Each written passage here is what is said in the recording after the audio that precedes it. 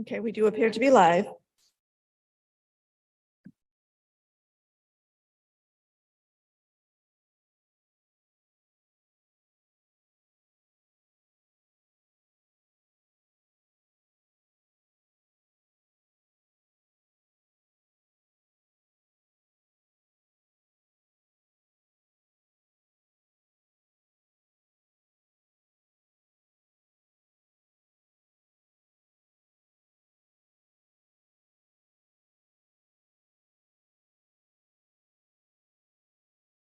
Yeah, sure.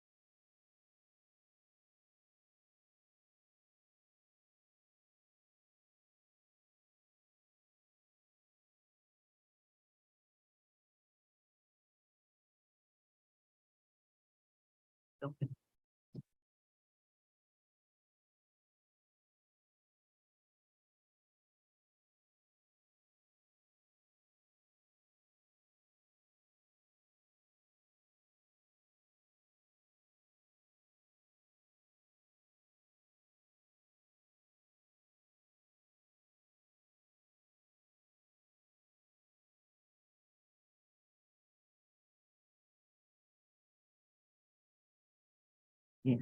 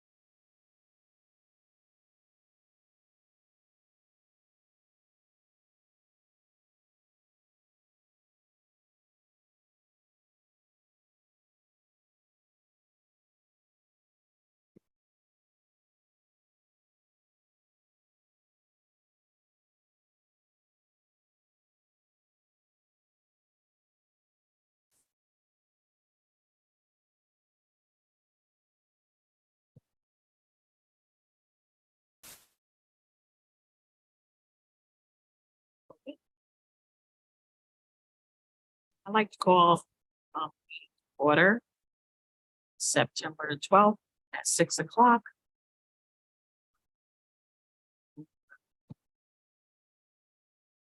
Trustees. So, President Bridget Pryor, trustee. Trustee Andrea West. Secretary Paige Barnum, trustee. Sarah Dallas, Vice President of Finance. Trustee Rolene Way. Trustee Thomas McCarthy. Lynette Robinson, as well as Sarah Meninsky. Is there any public comment? No public comment. Okay. We'll go to item 3.1, the minutes. Set minutes.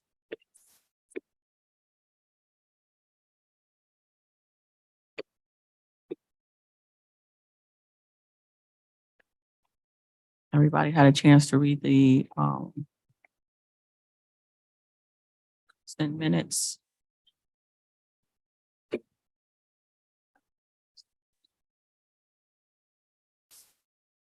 Oh.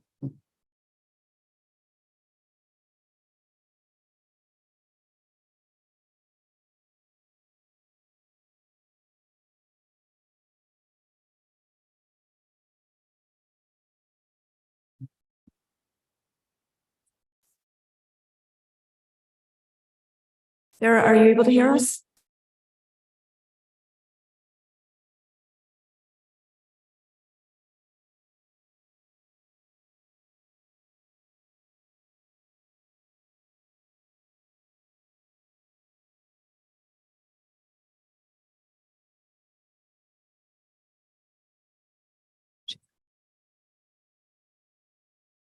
Sarah, are you able to hear us?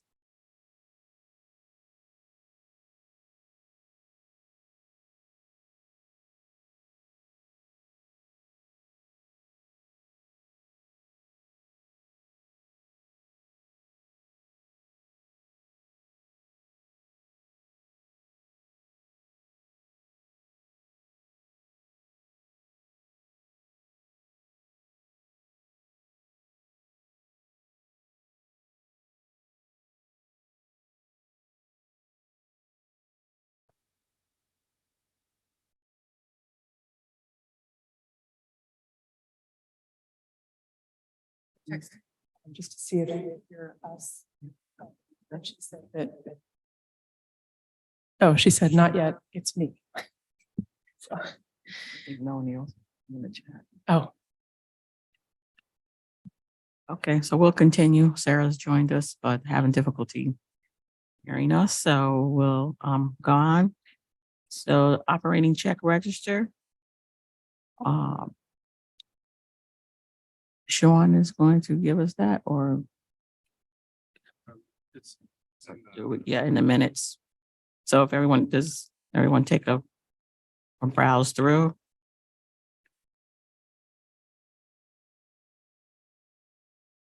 Yes. we no longer are doing consent agendas.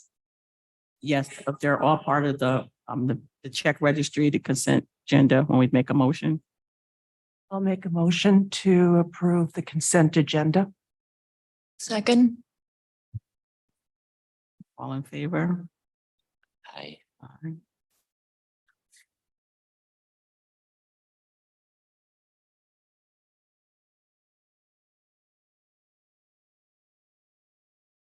Did you have a question or?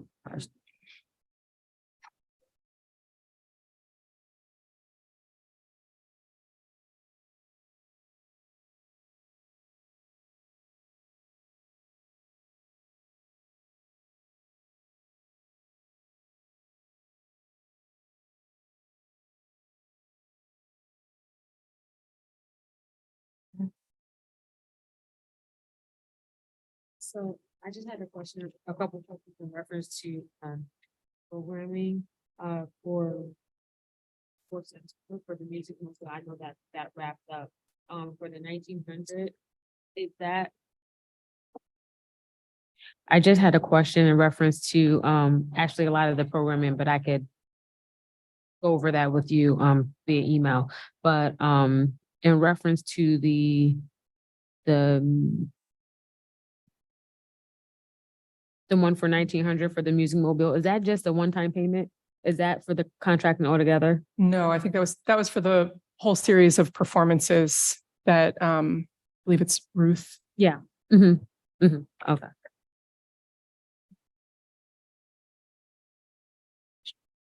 Any other questions on the operating check registry? One more. I'm sorry. No Midwest. Midwest Tape sells us our DVDs and media, Mhm. Okay. as well as Hoopla. Okay, because some of it was like broke up. Okay. The rest of them, I'll reserve my questions. Oh, I do have one more question. It's from the previous one, but I just wanted to see offhand if you knew what, um,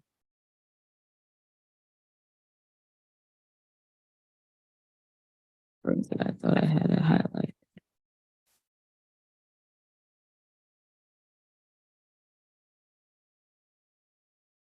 It was for like a Mr. Softy or ice cream truck or something like that. What event was that for? For last month, it was for a August payment on, it was like August 9th check, but I believe the Mr. Softy was for the centennial party at Delaware, and it's just that the invoice landed in this fiscal year. it's not on this one, it's on the last one. I'll find it and there was a couple of them because there was a question raised last time in reference to programming. So I have quite a few specific questions on that, but thank you. Okay. Just checking in, Sarah, are you able to hear us now?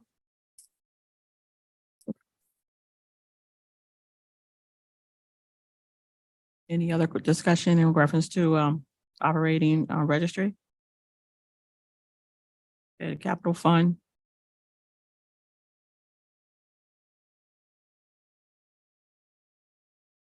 Any discussion?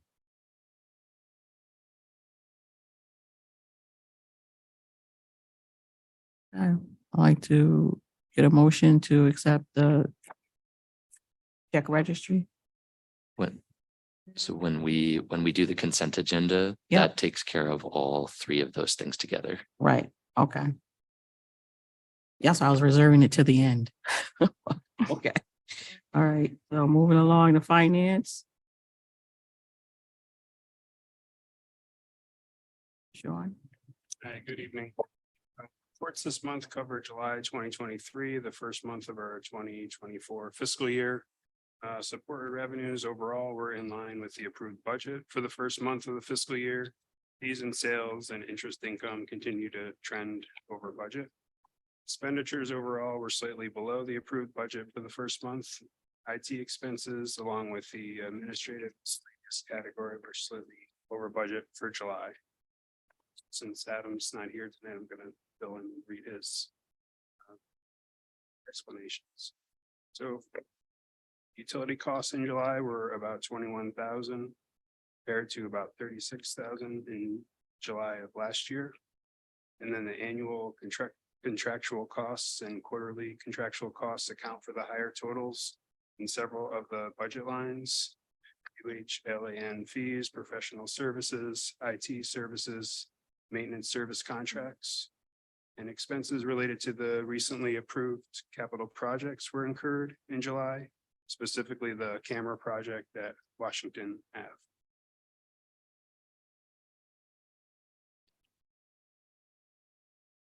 Any questions, Sean?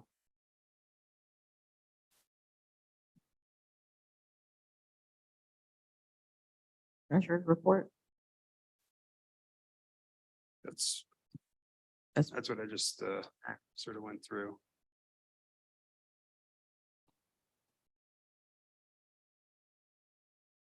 in regards to the treasurer's report, line by line?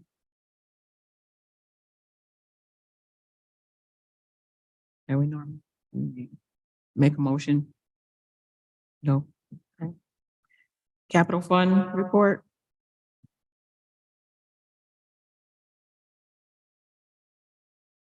So the capital fund report is encompassed in the finance memo and treasurer's report, but we did, as Sean indicated, complete our capital project that relates to cameras at Washington Avenue. So a capital project accomplished, and we purchased a new vehicle for a new pickup truck for our plowing needs and all of our related facility needs for the district. I do have a question. I saw a passenger van for APL. What's the passenger van used for? It's not a passenger van. It's just a plain old van. Oh, okay. And we use it to schlep stuff around for outreach events, from branch to branch needs and things like that. Trustee West, I have a question. It's odd. I know it's kind of odd, but so what are the $10 in bank fees for? That's for the debit block on our accounts. So. Yeah, so that someone could. Do CH transfer against our. So is it a normal, do we normally have that fee or a fee related to it? Yeah, So when I look at the budget, it looks like we didn't budget for any of those blocks. So we we have it, it's a normal occurrence, but we don't put any kind of plus or minus 3%. I'm looking at capital funds. yeah, it's not.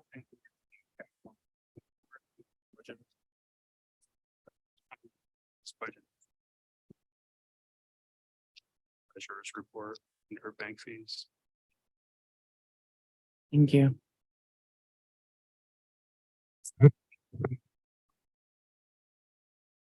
Going to 4.4, cash and investment summary.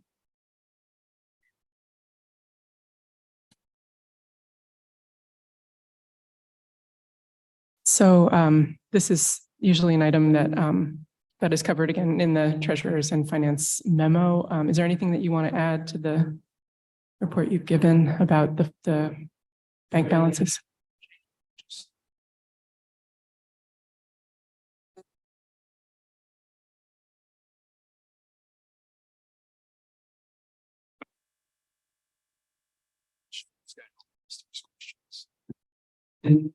See if anyone does have any questions about the summary. Are we, I know we probably use KeyBank for quite a long time. Are we obligated to use KeyBank as our financial institution?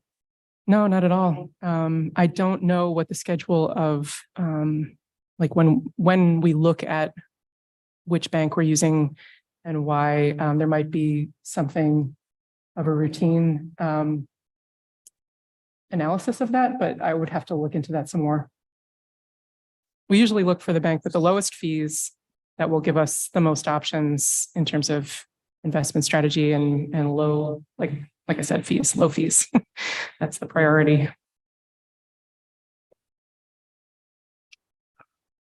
Sure.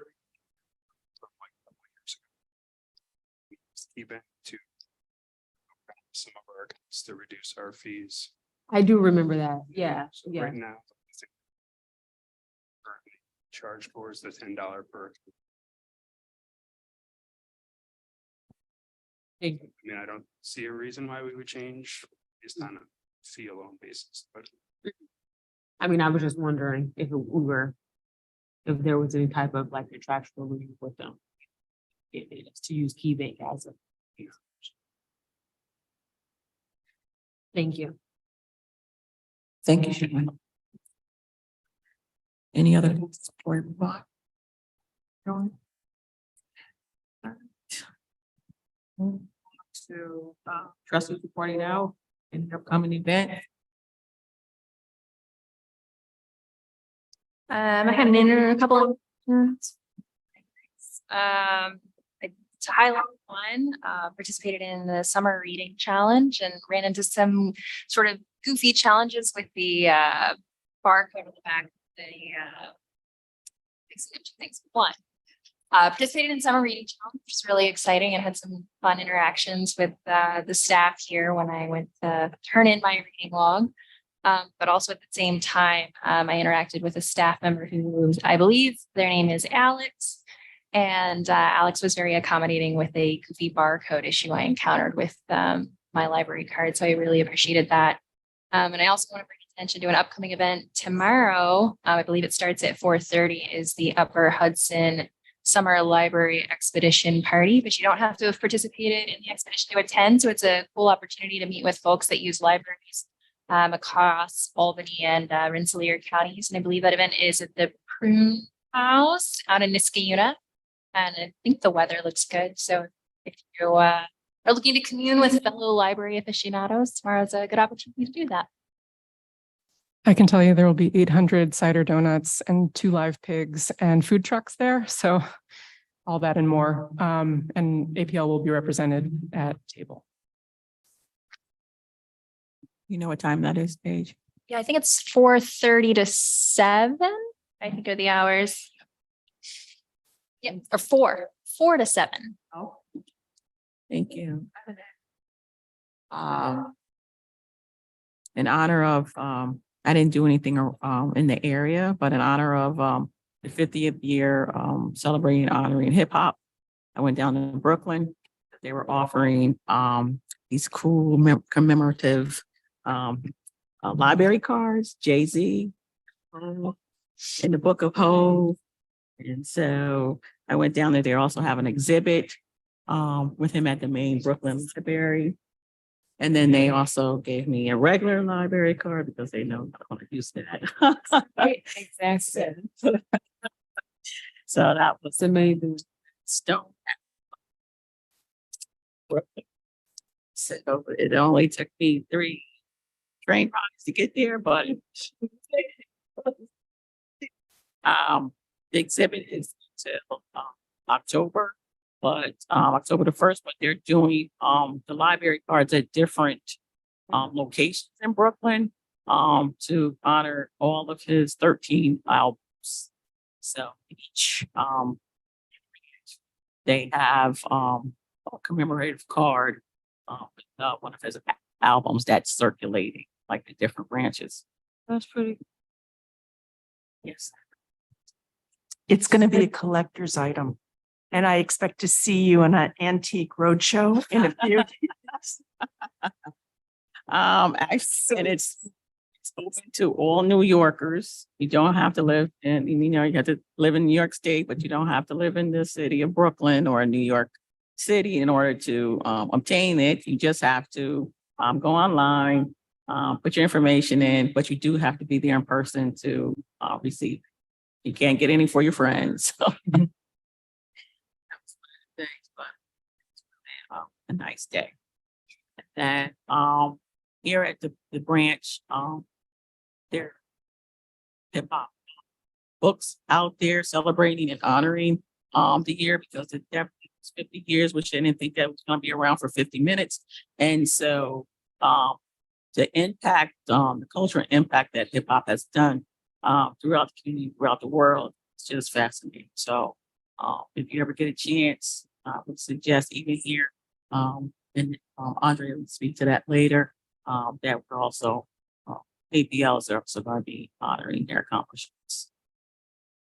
Just on that note, you maybe you'll touch on this later if we're involved, but I know there's I believe a hip hop related art exhibit at the Albany Gallery downtown. They stopped September 2nd. Yeah, unfortunately, that's no longer there. But I got in and tagged the interactive bench that you could tag. It was a very cool exhibit. I also learned how to scratch for 10 minutes. Don't hire me. I'm not a DJ. Also, if you're not able to get down to Brooklyn, they do also have an interactive exhibit online that you can visit as well. So you can still be part of Book of Hov. Any other trustees, upcoming events? Facilities Committee? Yeah, we met last week and I know we touched on some unfinished business, of course, related to public bathrooms, which as we all know is an ongoing issue.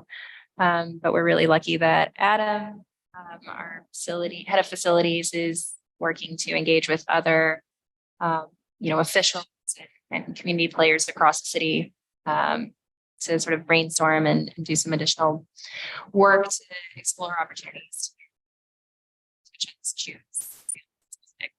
Health issue.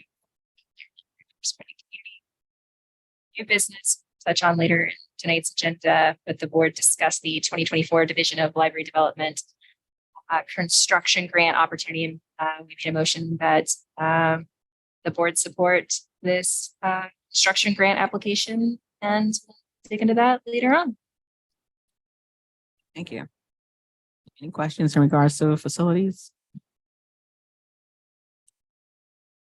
Okay, Personnel Committee. So the Personnel Committee met last week.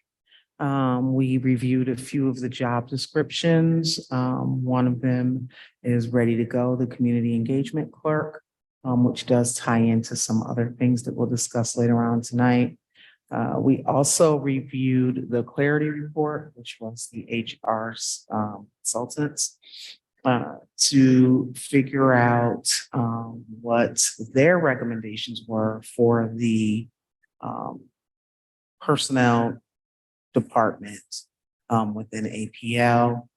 So they recommended replacing the HR director position with a high-level generalist, so HR generalist 3, keeping an assistant director, having an administrative assistant, and of course, adding an HR consultant.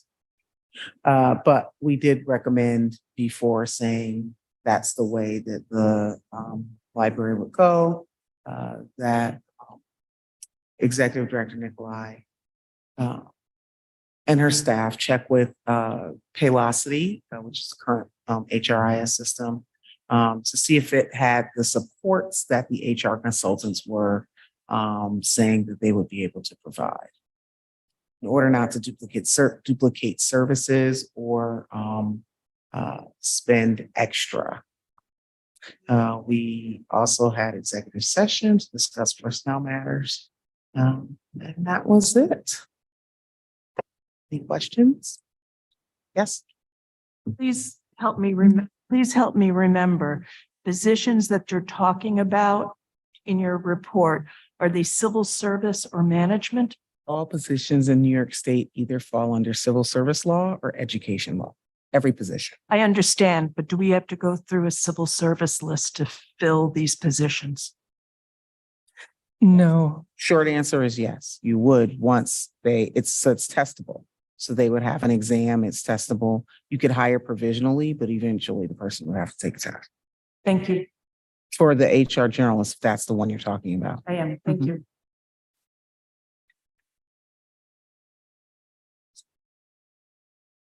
About clarity or about not about their contract? Yeah.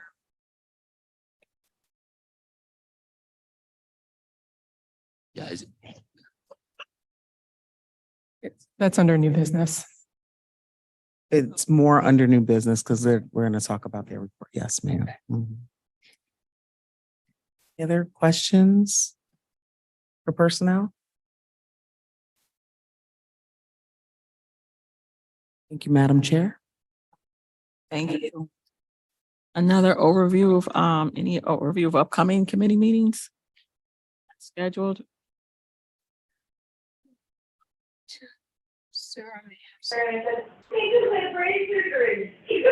Hey, it's Sarah. I'm in the process of starting to schedule a personnel meeting. A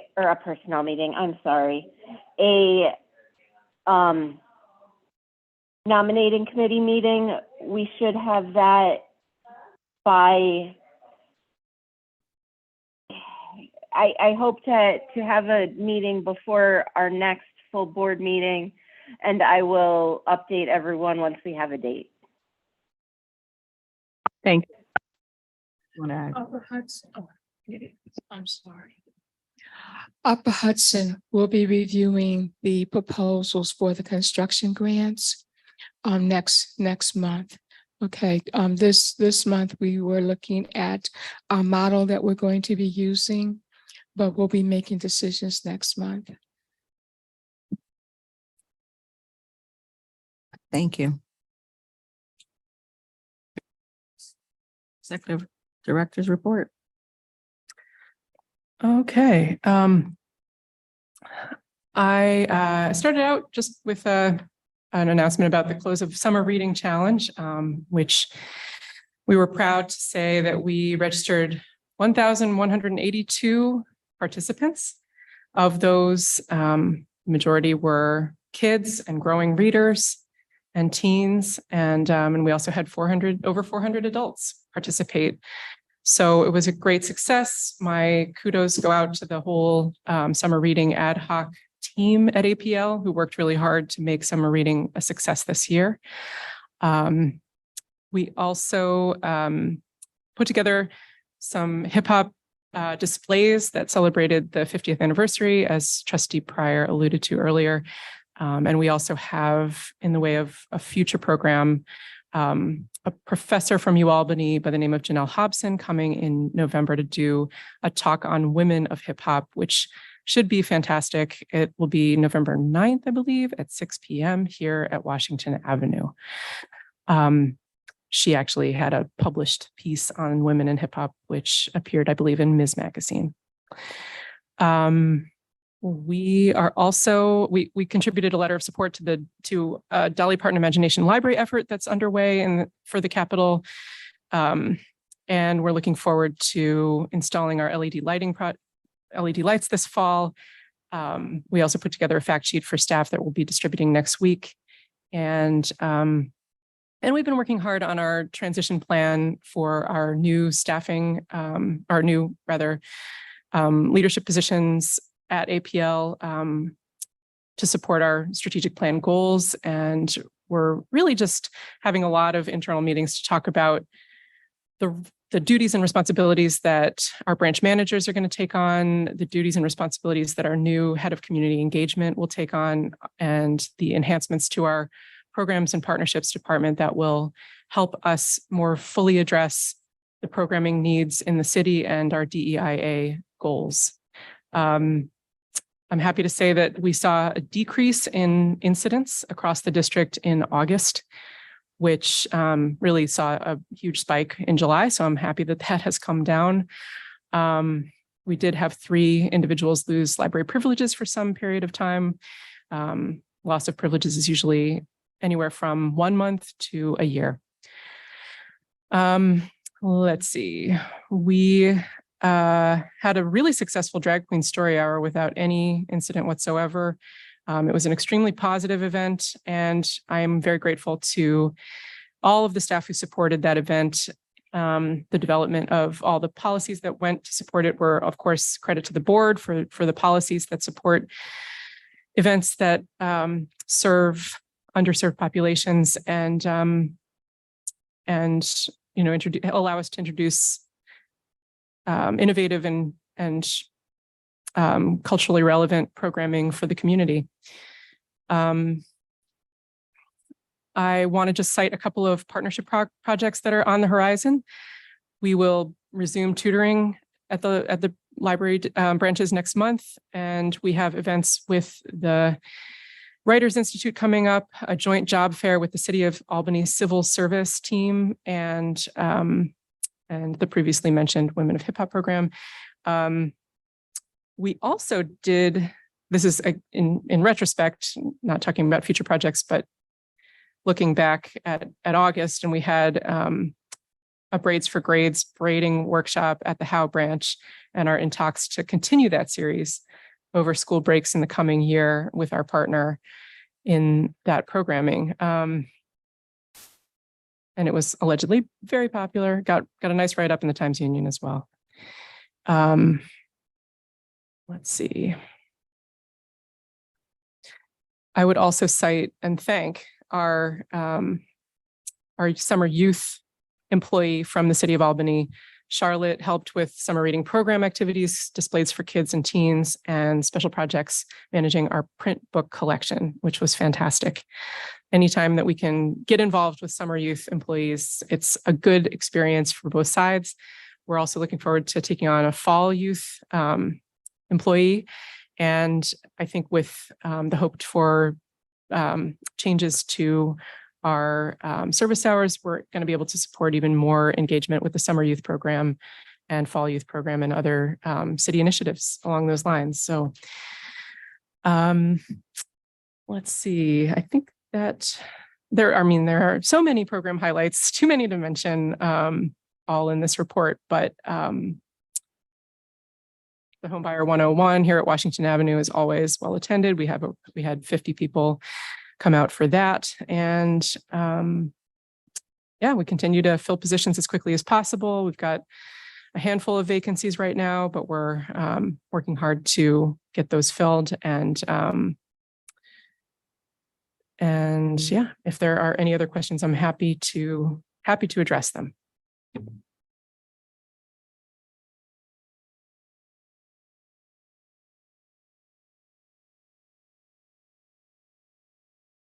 I have no questions. Thank you, Andrea. Thank you. Thanks. All right, monthly statistics. So turning to our statistics, one moment, let me get to that. All right. We are seeing a small increase in program attendance over the last 3 years, and that trend is continuing to grow, which again, we hope to really bolster that in coming months. Our circulation transactions are also seeing a small growth trend over the past 3 years. Seems to be leveling off. Our e-materials checkouts make up about 25% of our total circulation, and that continues to be very popular. And it's my great hope that we can expand our investment in that collection because the demand is sort of, it's like, it is always there. So, we buy as many copies of the most popular and most requested items, but the wait times are still longer than so we're looking forward to hopefully investing more in that collection as we see some downward trends in physical CDs and DVDs. Thank you. Finished business. I'm sorry, if anybody has any questions, Andrea, regarding the I do. statistics. So computer usage here is pretty flat, but Wi-Fi usage is higher than it's been in a couple of years at least. Do you know what's causing that? Are we counting like Wi-Fi in the parks and housing authority Yes. spots? Yes, we do. And that's the main reason. And it's also people accessing our Wi-Fi like outside of the building at off hours. Mhm. So people who are like sitting on the stairs and just accessing Wi-Fi when we're closed, which is great. We're happy to provide that service. There isn't enough. It should be universal. It should be free. But until it is, welcome folks who want to hang out outside the buildings and use the Wi-Fi. So that accounts for a lot of it. And the in-branch computers, are we seeing the same, like, do we have fewer units now post-pandemic than we did before the pandemic? And is that part of the reason usage is lower, or are we seeing less demand?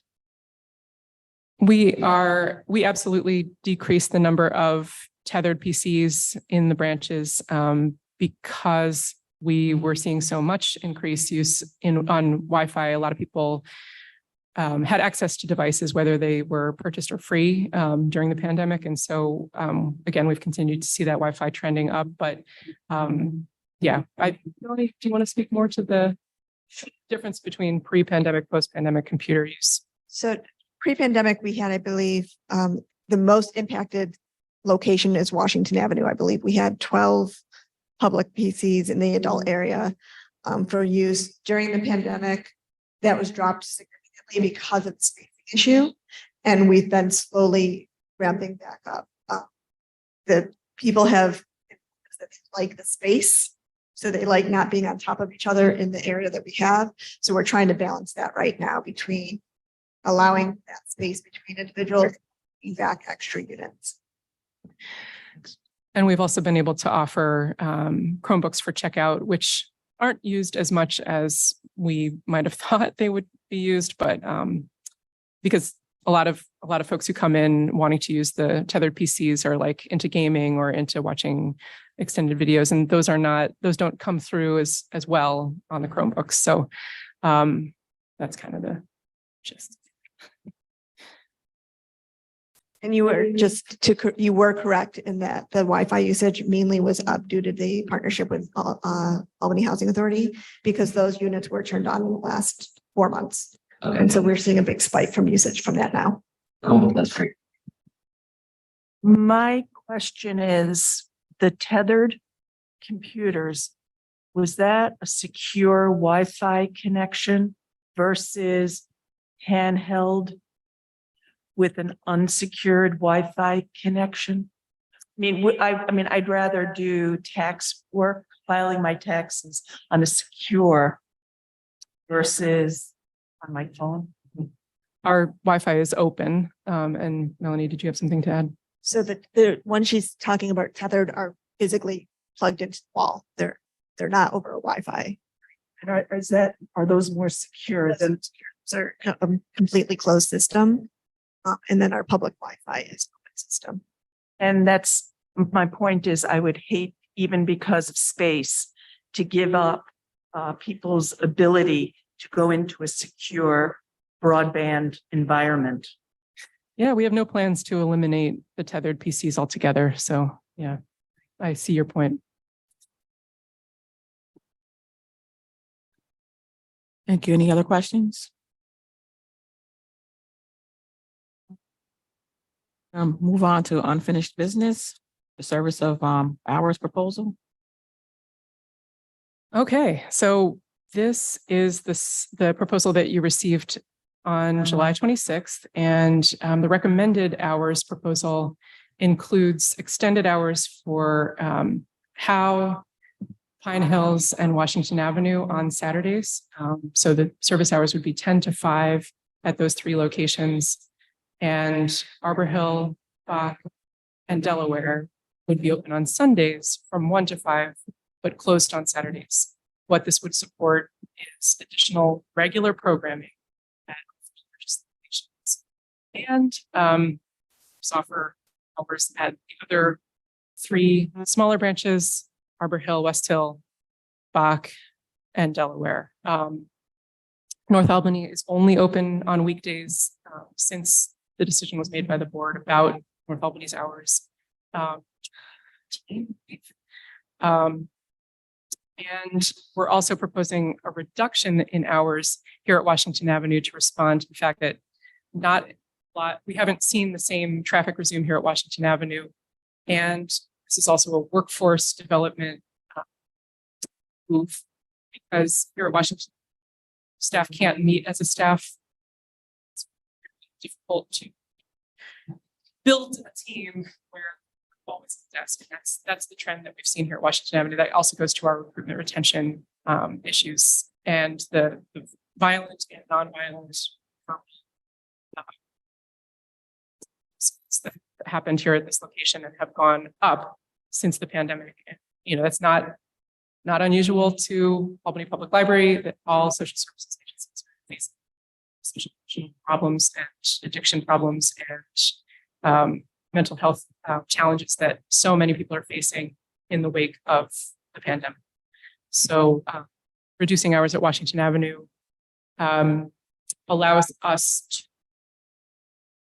provide higher quality of service during our open hours, allows staff to have time for training and to meet.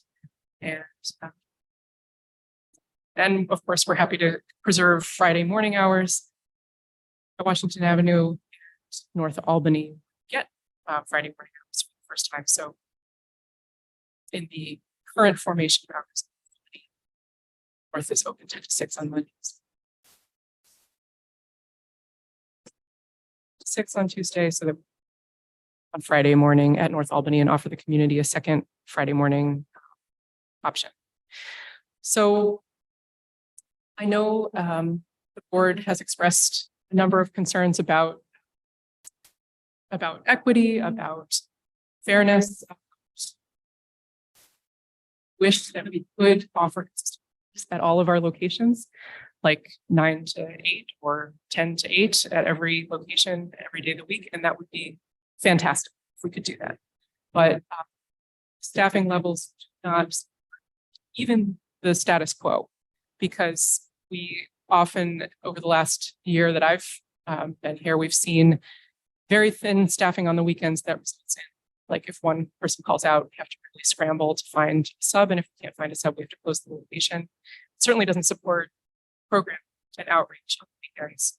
So I'm very optimistic that although there will be a pain point for the communities who really appreciate having Delaware, Bach, and Arborville West Hill close by and walkable on Saturdays, that between the Saturday service at the three largest locations and the Sunday service at those locations, we can support weekend use of Albany's libraries and enhance it with programming for families, especially working adults, single parents want to bring their kids to the library on the weekend for a program. We're not able to offer that right now, and that's what we would love to do. We would also love to say yes to community outreach opportunities all over the city. We get invited to be part of a series of outreach efforts. And this is during week 2, but a lot of them happen on the weekends, and we can't commit on a regular basis. And in order to build trust with communities that want to come into the library and use the library more, have to be able to say yes, be there when are relying on us to be there and want us to. So I'm very excited about the recommended proposal. I know that it's going to be a difficult change for some, but I think holistically across the district, it's maximize limited staff resources now and really allow us to fly and fulfill our smart, deeply questions, concerns that you've expressed over the last 2 months. I appreciate it.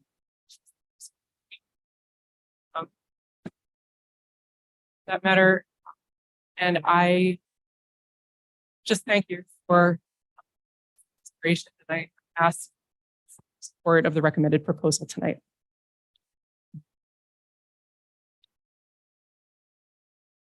Any discussion?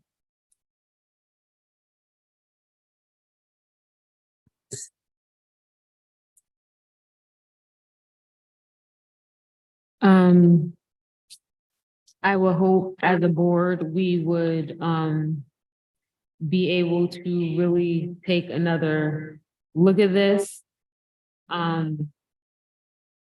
Personally, just looking at this, I think I'm just a bit disappointed. I don't think it really incorporates holistically the input from the board, the input from the community, which definitely saddens.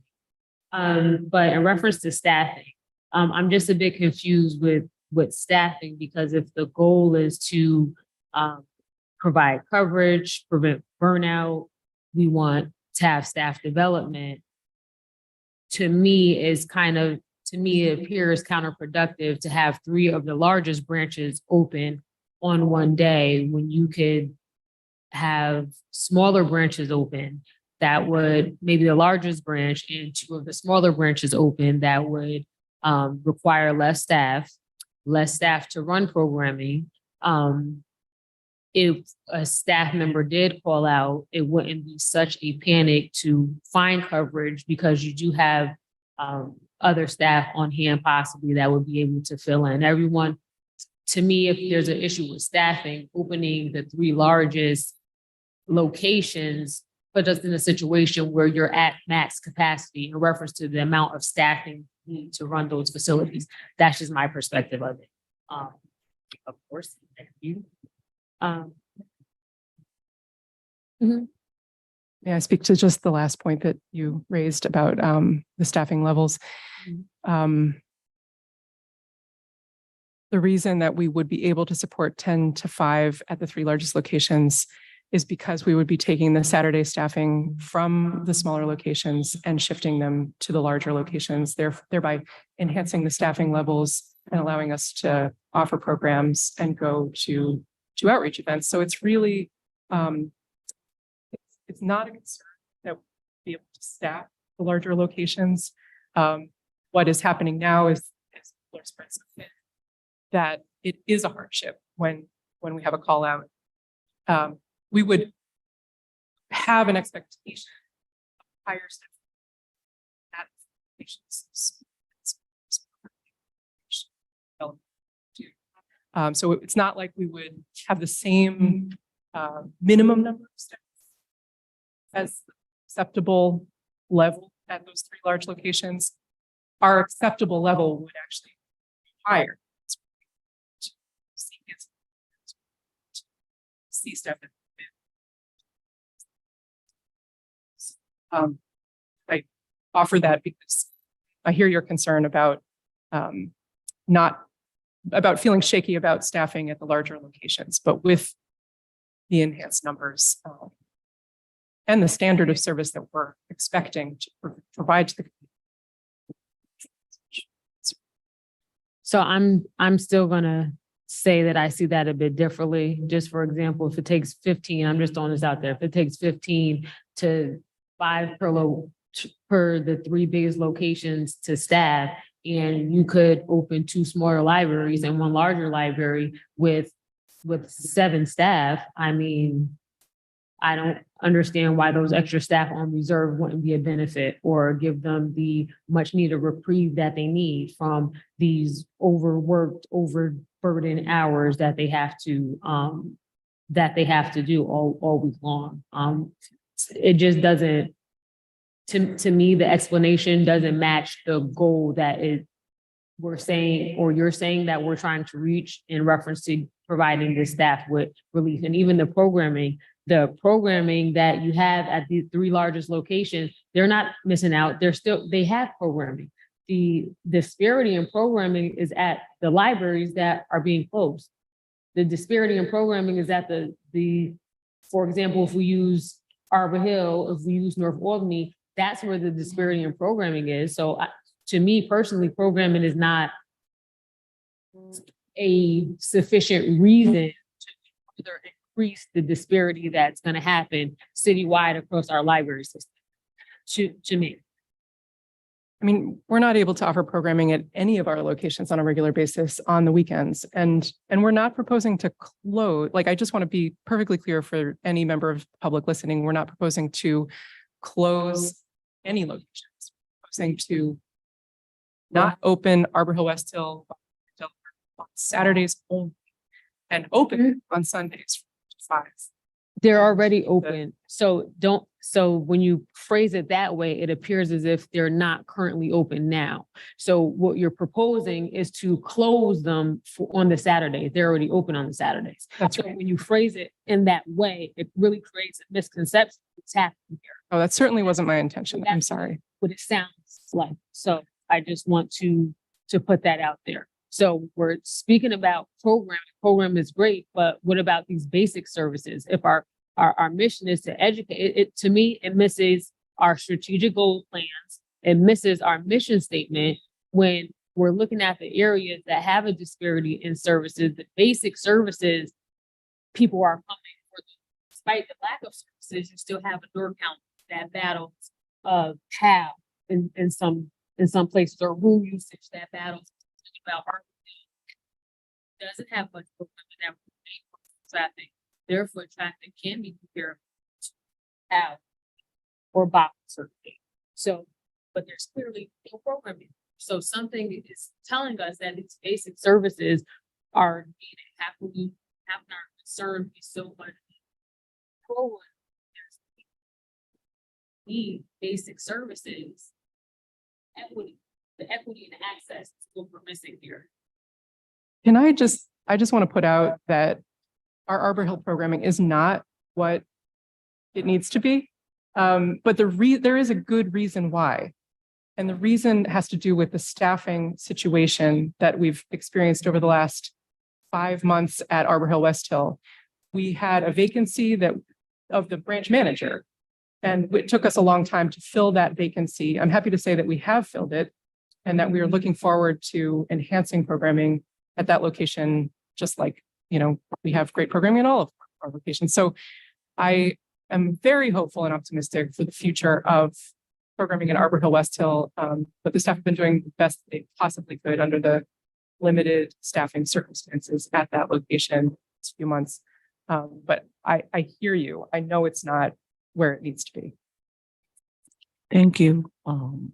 Trustee Gauss, I hear what you're saying, and I hear that the frustration and also the passion in your voice. I just want to hear from any other trustees that have any thoughts on this matter. Change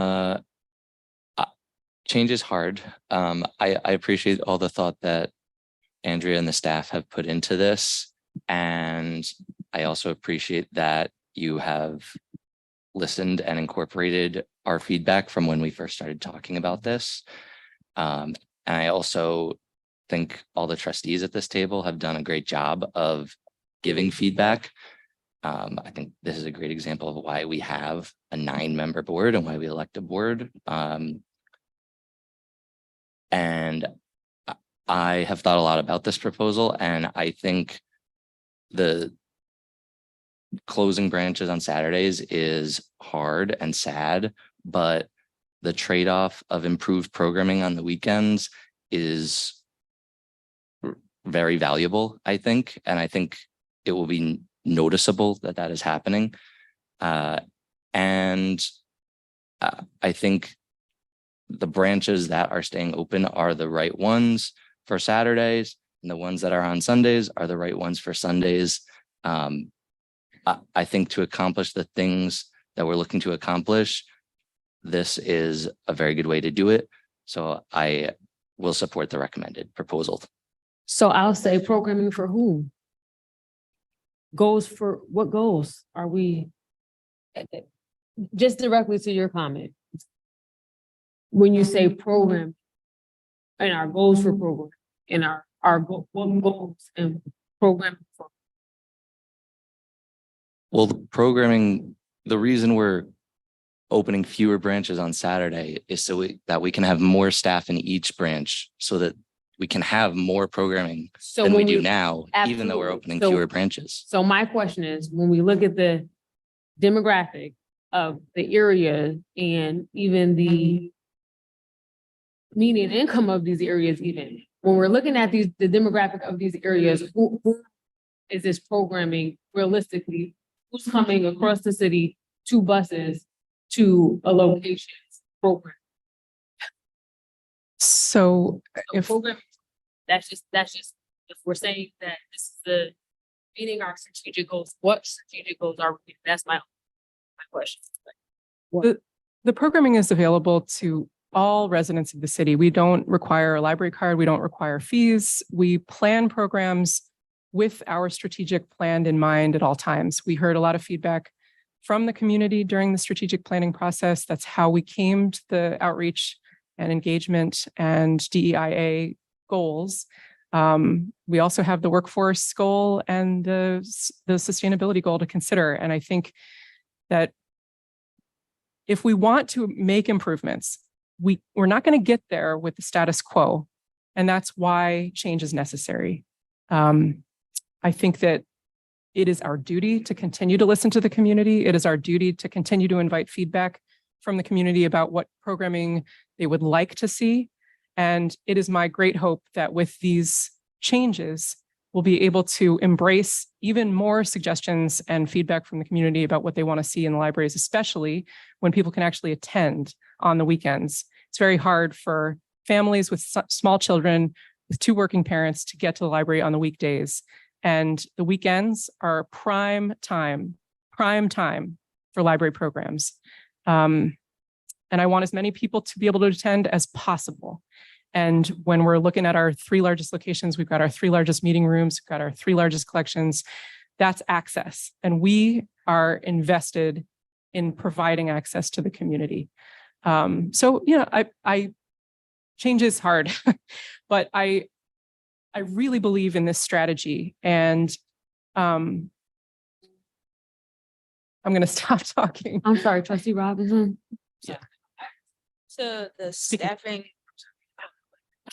To the staffing portion of this, if we're saying we're closing 3 of the branches on Saturday so that they can assist at the larger branches, and then they're working that Sunday. So like, No, the Sunday rotation is totally different. Okay. And that's a great question, because of course, part of supporting our workforce is supporting, you know, quality of life. And yeah, the way that we support the Sunday rotation is with an alternate schedule that includes actually the entire district staff. Yes, Sarah. This is hard. This is really, really hard, and we have some parameters. The first thing is that We have a budget that the people in Albany voted and passed with a nice margin. We have to think about the tax cap. So we have a finite amount of financial resources to be able to support as many branches as we have being open as they had been before the pandemic. The second thing is that we have a finite amount of staff. We're facing some hiring challenges, retention challenges, and we have to do something to keep the wonderful staff we have and have people want to work in the library. I think that we have to try something, and I am in support of this, but with the caveat that we evaluate it in 3 months, 6 months, 9 months, and in a year, if it's not reaching some of our goals that we need to provide services to the community, we need to relook at it.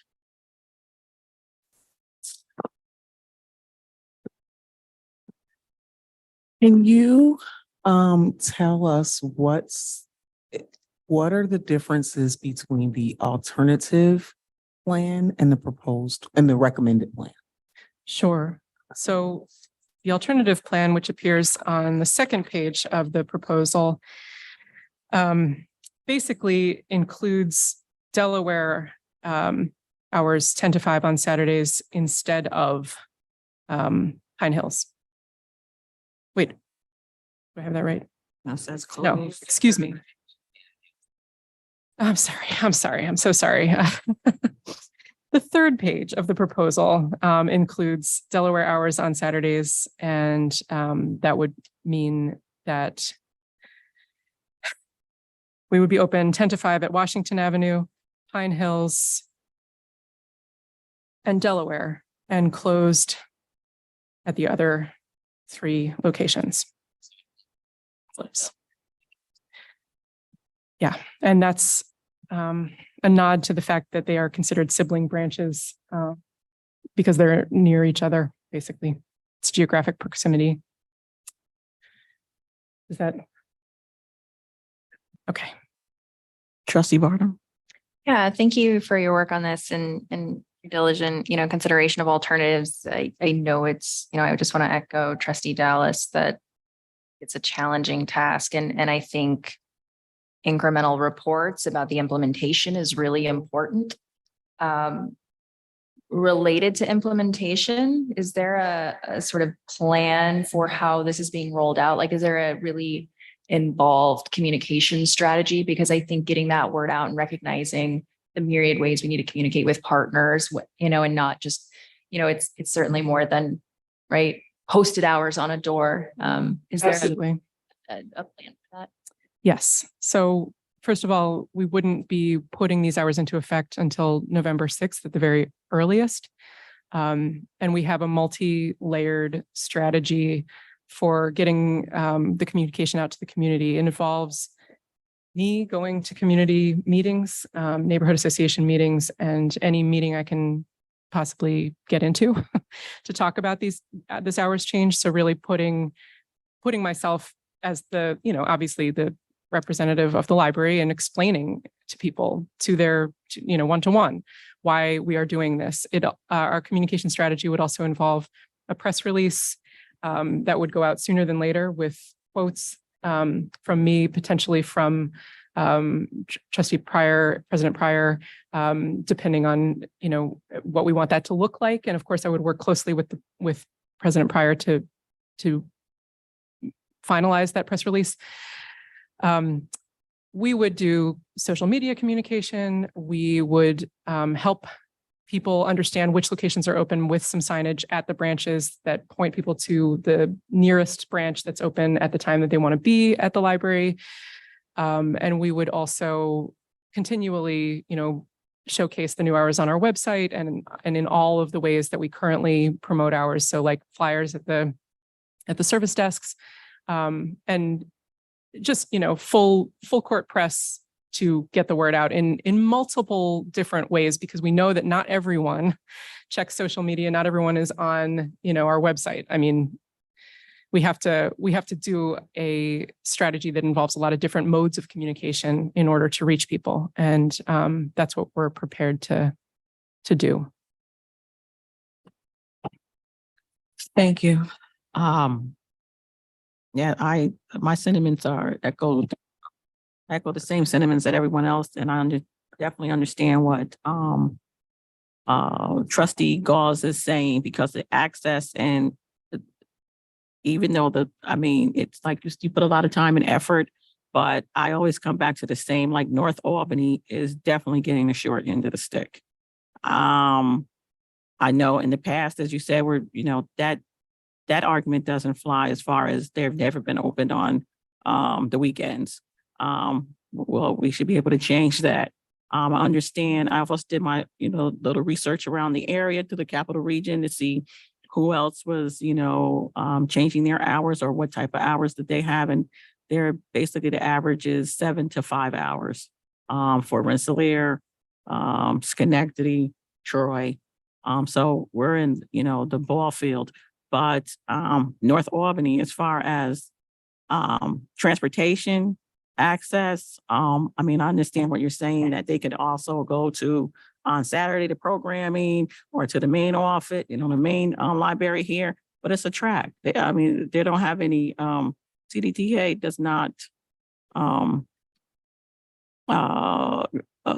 it's not accessible. It's nothing close. And I'm particularly talking about, when I say North Albany, I mean up on the hill, Albany Housing Authority residents.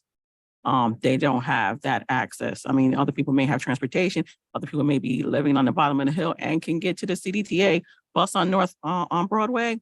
But when you live up on the top of the hill, it's difficult.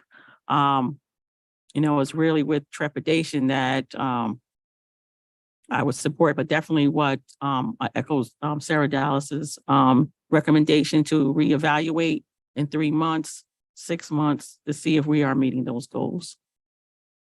I have two questions. One is, will you work with the City School District of Albany to notify students, especially because of North Albany and that the school is literally right there? We would absolutely work with the school district to get the word out about the change in hours. In effect, the weekday hours, which would impact the students most of all, they wouldn't be changing relative to like the student experience of getting out of school and going to the library, because none of the weekday hours are effectively gonna impact that. I will add as a note that I know that North Albany Middle School is attached to our North Albany branch, but the kids who go to North Albany arrive on buses and leave on buses and actually don't come in to North Albany, except for the kids who live right in the neighborhood, of course. So I just want to add that I was actually surprised to learn this, because my assumption, especially in talking about these hours, was that we were seeing a lot of kids after school at North Albany. And I was corrected on that count by the branch manager, the person who's acting as branch manager. And that was a learning opportunity for me. I did not know that. So, Well, so I'm thinking that I'm not just thinking about the students who go to the library after school. I'm thinking about the students who go on the weekends. The weekends is when they have a little bit more free time to use the library's resources.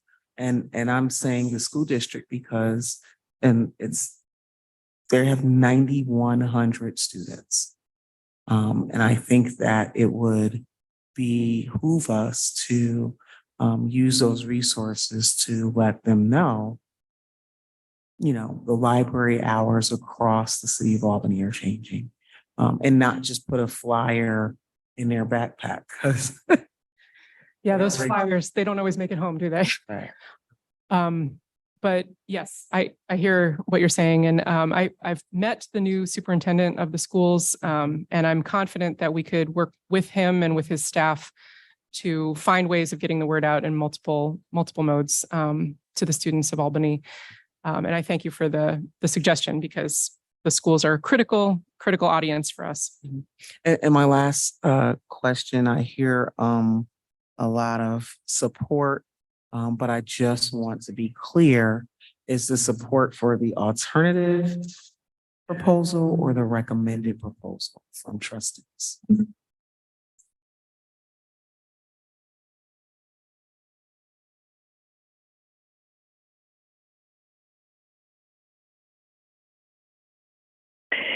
Hi, it's Sarah.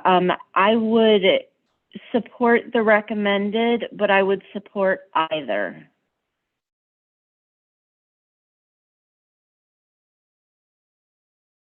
Same for me.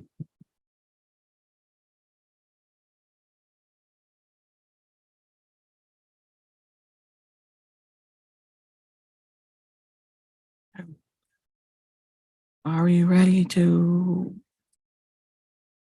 bring this to the floor? Make a motion to bring this to the floor?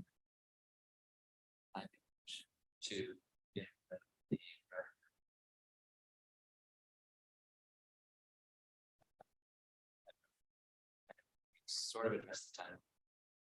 How soon this happen? This time. November 6th would have to, I think, be part of the motion, is my understanding. Then I need to adopt.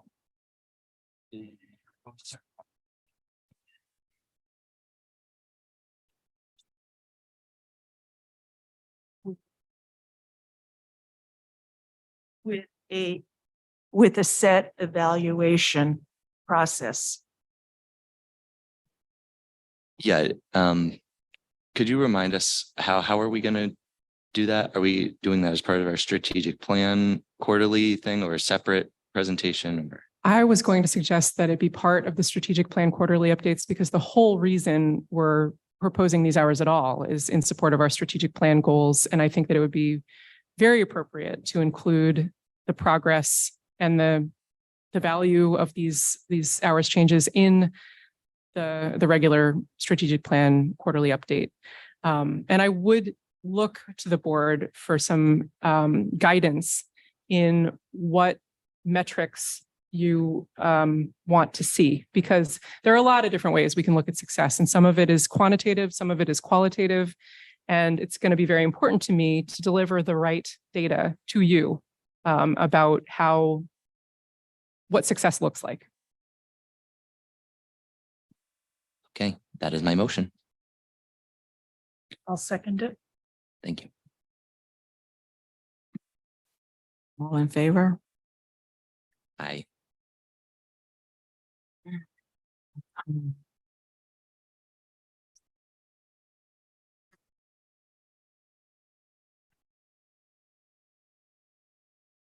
Five. Yeah, five to.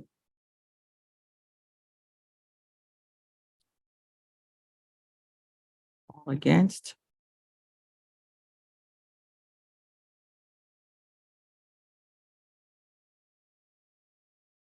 I abstain as well.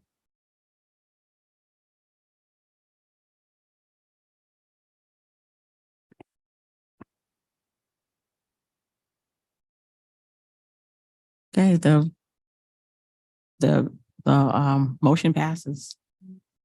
5 for 2 abstaining and 2 against.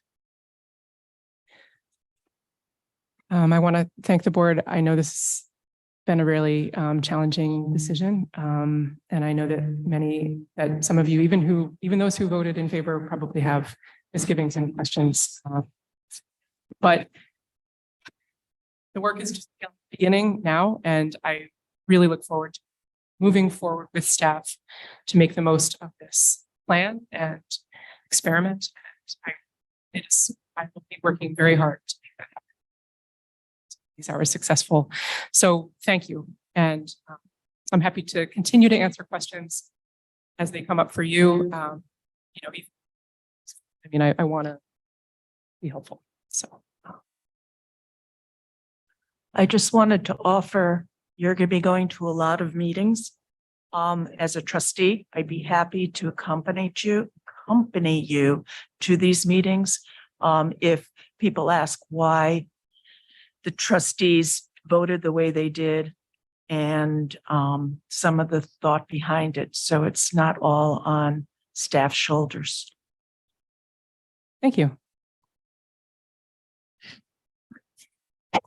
New business. Revision of the scheduled service holidays. Okay, it's hard to shift gears away from that item. Okay, so the 2023 schedule of service is in front of you. 2024. First, it's the 2023, the revised 2023 schedule of services, because the new collective bargaining agreement includes the day after Thanksgiving as a holiday. So I'm asking that you approve the revised schedule of services for 2023 and then move on to the 2024. I make a motion to accept the change of November 24th, day after Christmas, because it was Thanksgiving. in the bargaining unit discussion. Yeah, after It is, what Thanksgiving. did it meant Thanksgiving. Second. Aye. Okay, 2024. All right, so you've got draft 1 and draft 2. Draft 1 is just the current schedule of service, and draft 2 is the proposed schedule of service. And the proposed schedule of service also includes the new day after Thanksgiving. Wait, did I get that right? I'm sorry. Same. Melanie is coming online to talk about this. They are slightly different. It's the very last line about the branches that are open or closed on Sundays during July and August, because we gave you two proposals.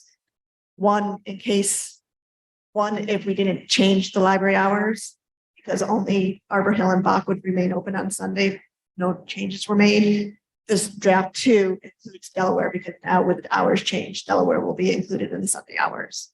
So that's the only difference. We wanted to provide both of you at the same time. So we'll technically, because we changed hours, we'll be looking at draft number 2. Which includes bar. Yes, because Arbor Hill, Bach. Right. will be open on Sunday. Saturday. Sunday. Okay. Trustee West, I move that we adopt the 2024 schedule of service draft 1. Draft 2. All in favor? Aye.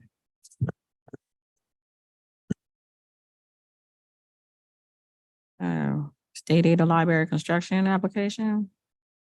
Okay. Oh, Oh. May I correct? Yeah, it's I'm draft. sorry. You were correct in that. Trustee West, it is draft 1. Thank you. I had them. Am I? Many hands make light work. Okay. To clarify, we are. Draft 1. Do we have to vote to rescind that motion that we just passed and then vote a motion to accept this? How would you like to speak to that? If there was just a lack of clarity on the motion and Trustee West is in agreement as to what she was intending, I think we just need to clarify the minutes. If there's confusion amongst the board as to what they did, it would be a good idea to rescind the motion and remake it. But I think it's just a clarification is what it sounded like to me. I'm gonna go ahead and rescind the motion just so that we're clear. So then motion to rescind does need a second, and there'll need to be a vote. Second. We're back in. We're on the draft proposal for 2024 schedule. So Madam trustee, President, you have a motion. Any second? Yes. Page. All in favor? Aye. So I move that we adopt the 2024 schedule of service draft 1.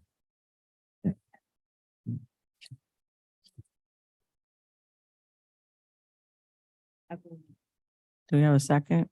Not to Lynette's like. Favor? Aye. All against?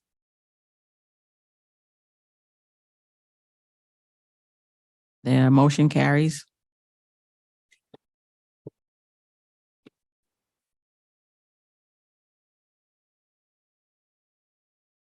Now the state aid of library construction application. Okay, so this is the construction application that we are hoping to submit, that we actually have technically already submitted in the first stage. It goes through many stages of approvals, and of course, you here tonight is one of those stages.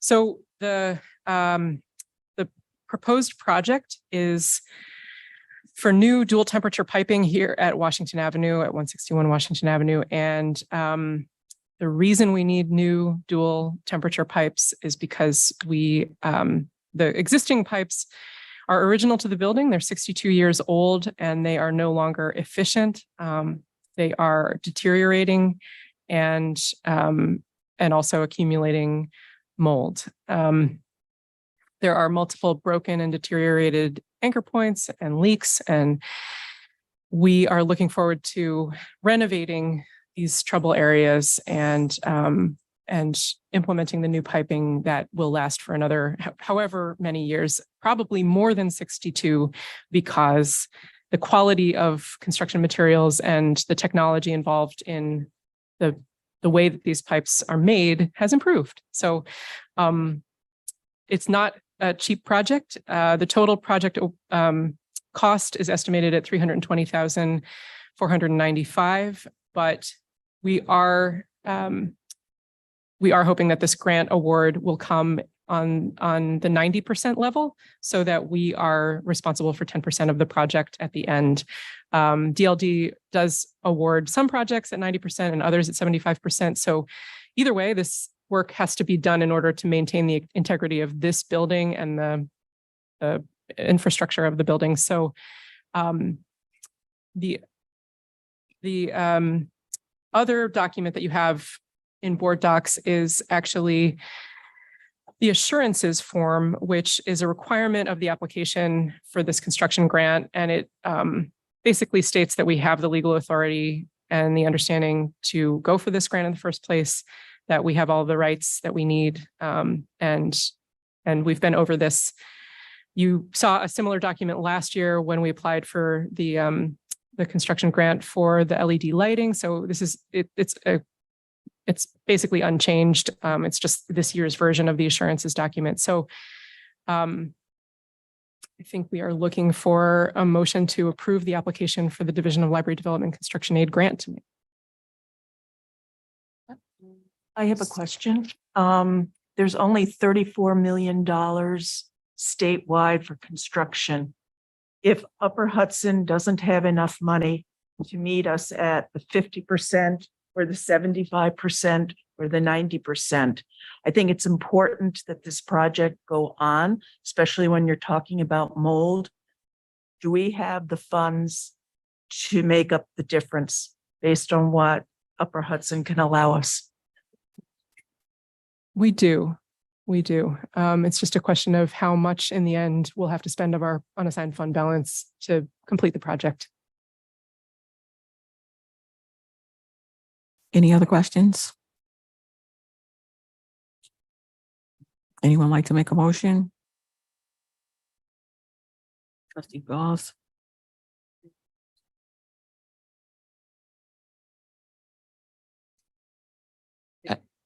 Actually, now I'm just thinking the facilities committee, I think, brought this on a motion. Right. So if this second, so Trustee Goss seconds. All in favor? Aye. Aye. Thank your staff for this work.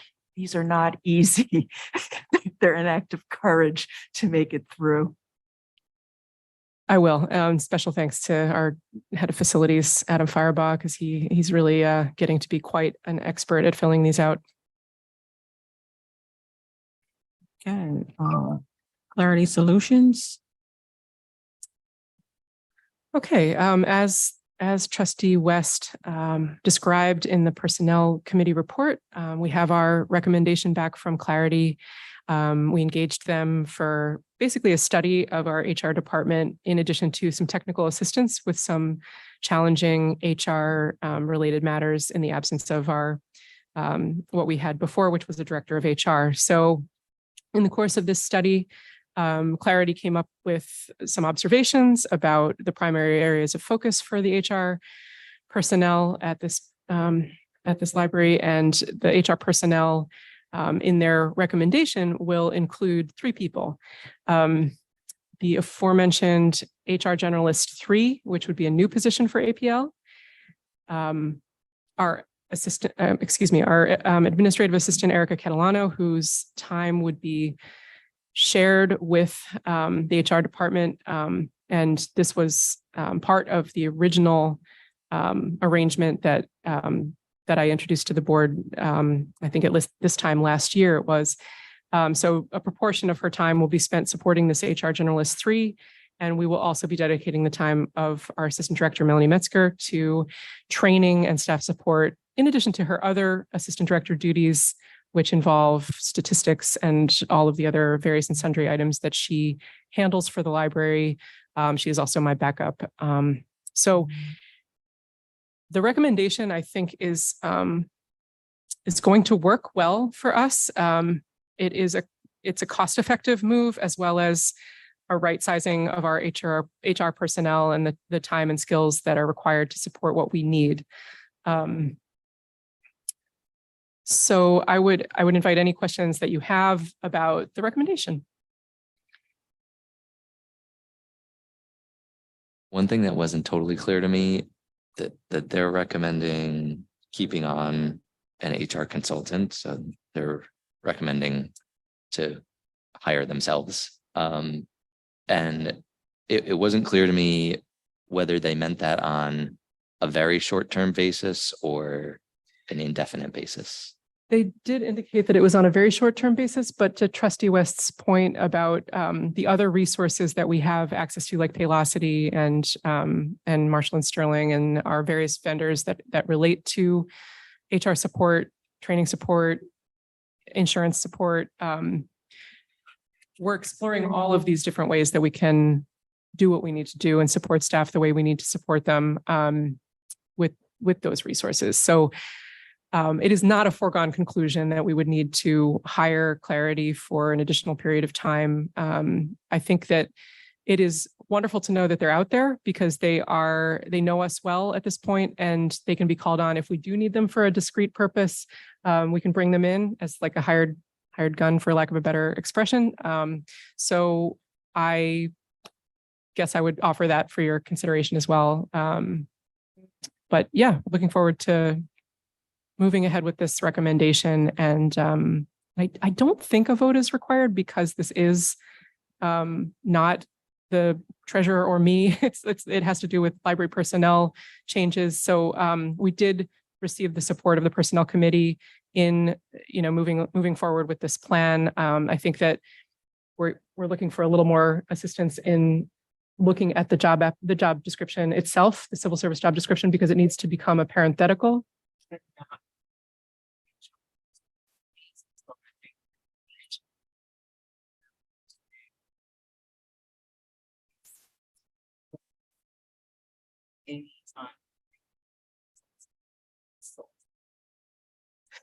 Yes, if we're looking for the consultant to spend enough hours to go over the threshold of, I think it's $5,000 for professional services.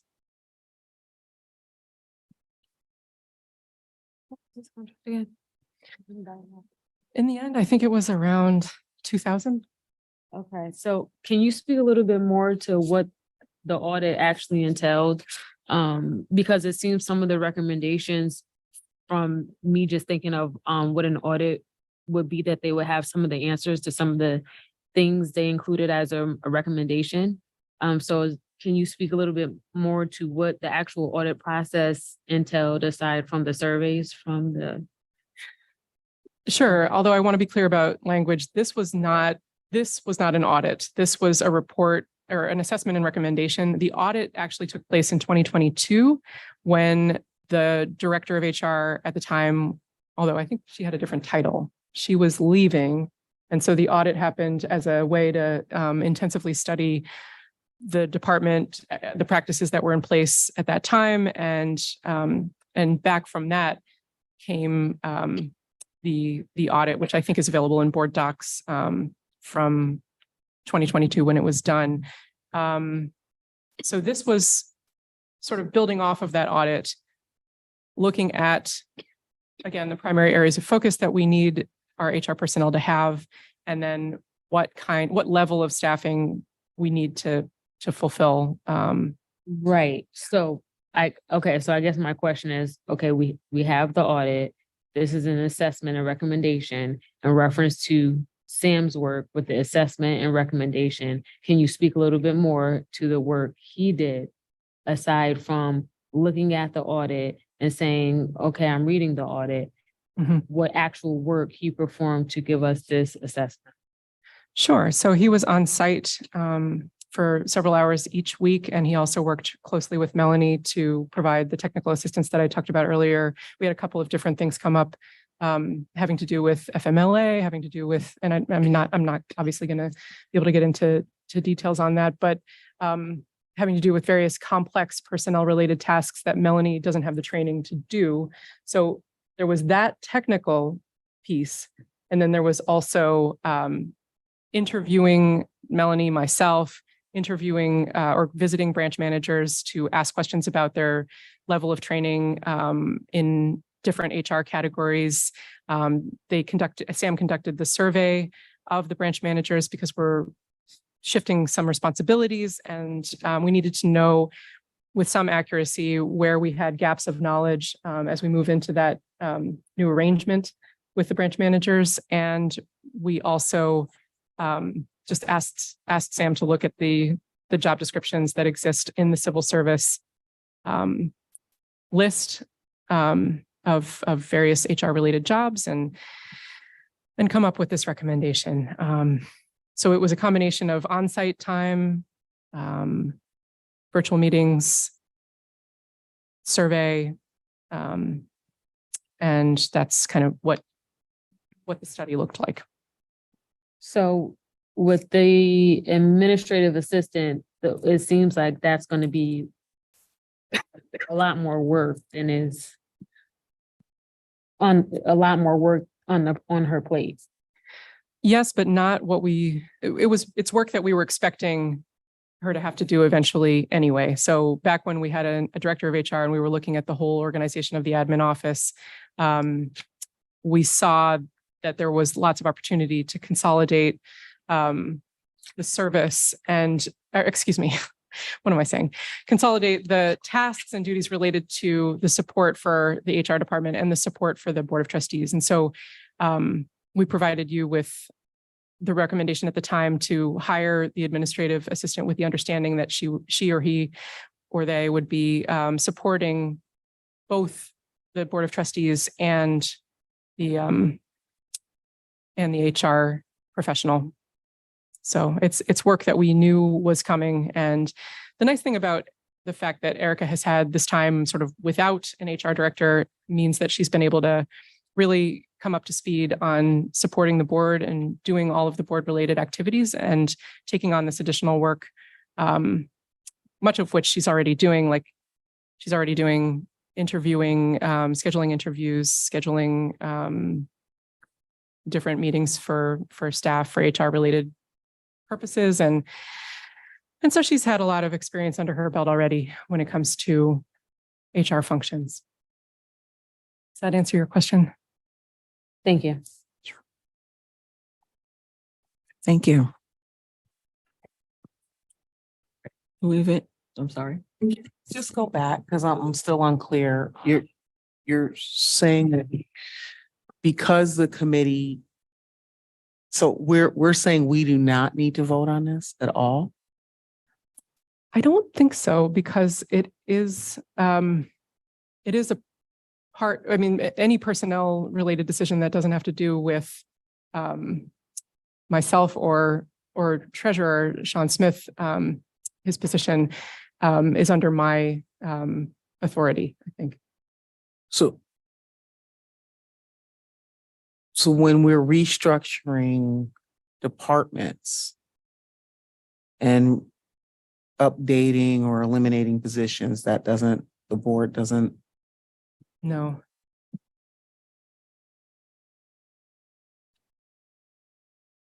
President Pryor, Yes. I'm not sure that there's a fine line here. And I would just suggest that if the board wants to make a motion to ratify this, I don't think it hurts anything to do it, because to Trustee West's point, to the extent that this were a restructuring that needed to be reflected in the budget, it might actually be something the board would weigh in on. So it might be a good measure to just have the board ratify it. But I think, Director Nikolai's point is that to the extent that this is really just a personnel action that lies within her responsibility, I don't disagree with that. I just think that we're in a little bit of a gray area, and it just may make everybody feel more comfortable if it's blessed. Would anybody like to make a motion, or you have a question, Trustee Goss? It came from committee. Oh, But the committee, so you're right, it came from committee, but the committee also had a caveat on it. So if it came from committee, we can't take it in its entirety. Because we were saying that consultant piece, we didn't want it. Go ahead. And that's with the exclusion of the consultant. They're correct. So, and the only reason I was saying that is because it looked like they were recommending we take out the HR director position and the generalist. correct, replace it with a generalist. With the extra work on the administrative assistant, this doesn't take into account having another administrative assistant strictly for the board. Right, because this was previous to, this is in addition to the workload now. Discussion. When it was vacant, find anyone. That was one of the, sorry, actually, so that was, and I don't have my notes with me, but that was, to your point, Trustee Gauze, Vice President, that was one of the points that we did bring up in Personnel Committee. I had asked what was the percentage of the administrative assistant's work for the board versus for HR versus for the executive director, because when we initially talked about that position when we were recruiting for it, that was the makeup. Do you have that, Andrea? I do. Yeah, I'm looking for it in board docs right now.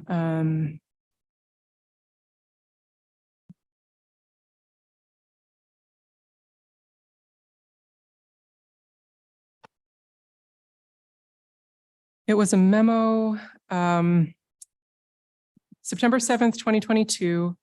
And the scope of duties we described for the board in detail. And at the end was a pie chart that we offered with a projected time allocation of the administrative assistant. And 70% of the administrative assistant's time will be spent supporting the HR functions of the library, the HR generalist 3, as well as the assistant director's HR related responsibilities. And then the board of trustees and the executive director general support would amount to 25% and 5% for the finance department, which is mainly supply ordering and the branch run, which is going around to the branches and collecting the cash and bringing it back to Washington Avenue for deposit.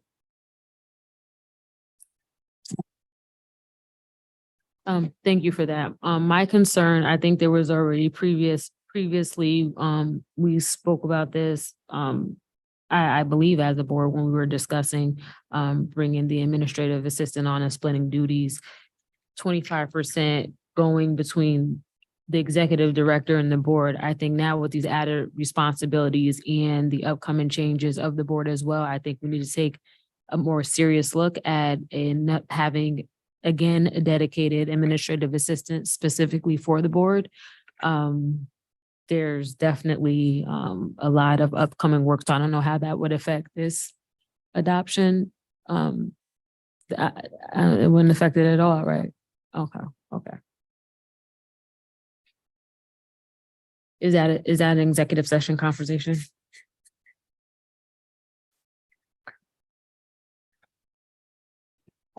Bob, is that an executive session conversation? I'm sorry, I thought that I was off mute. If you're getting into individuals, yes, if it's just about the positions or the job spec, then it's not necessary. Thank you. So are we ready to adopt with the caveat or? So I move that we accept the clarity report with the caveat that we set aside the piece regarding an HR consultant.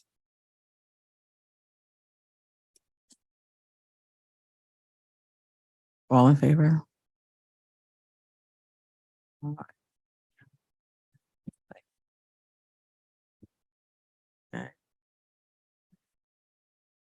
All opposed?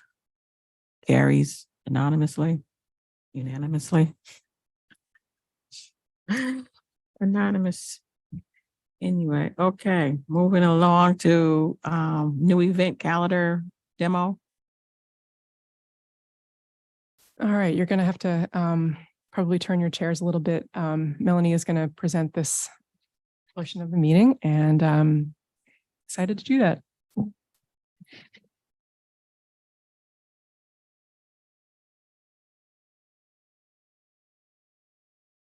So can my attendees from offsite, can you see my shared screen? Sarah and Bob? I can. Okay. So what you're seeing in front of you is our new library event and room reservation calendaring system. It's from a company called Library Market. And I know Trustee West at least has seen something similar to this because she actually brought it up in a previous meeting that she was hoping we would move to something to this extent with our calendaring system. I will tell you, we are hoping to go live with this on Monday. So this is still in a draft format. You'll see a couple programs are listed here.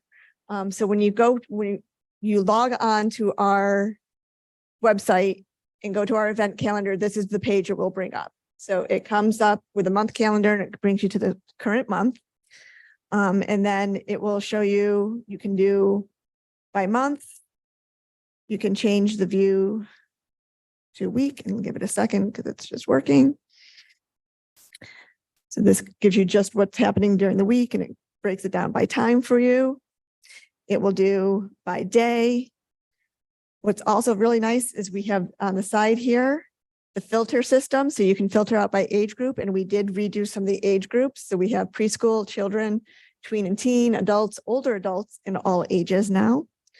You may also focus on just the program type, and we did expand these to make them a little bit more granular. So if you're looking for specific types of programs, we have dual language, computer help.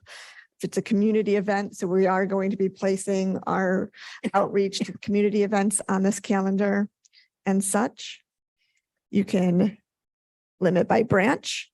And we also were able to include outreach offsite on this list and our virtual online programs. And then if you need to register for an event, you can limit by any program, only the ones that require registration or the ones that don't require registration at all. So if you don't want to bother with registering for a program and only want to see those, you can click on that button and hit apply, and it will show you those programs that you don't have to register for. Any questions on the calendar itself? I saw that you can register a room also. Yes. So this is just for the events. This is for the program events. Oh. I love that you have English as a new language and dual language, but everything on this is English. Correct. So down the line, if we're reaching out to people whose native language isn't English, not to do it now, but I think we need to address that.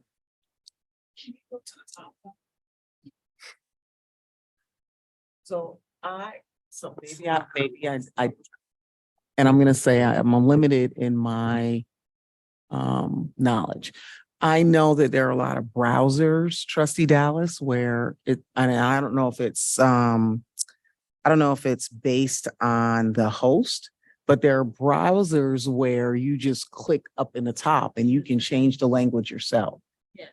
Okay, So it's not that's- necessarily, we have to change it. They can just go and change it themselves.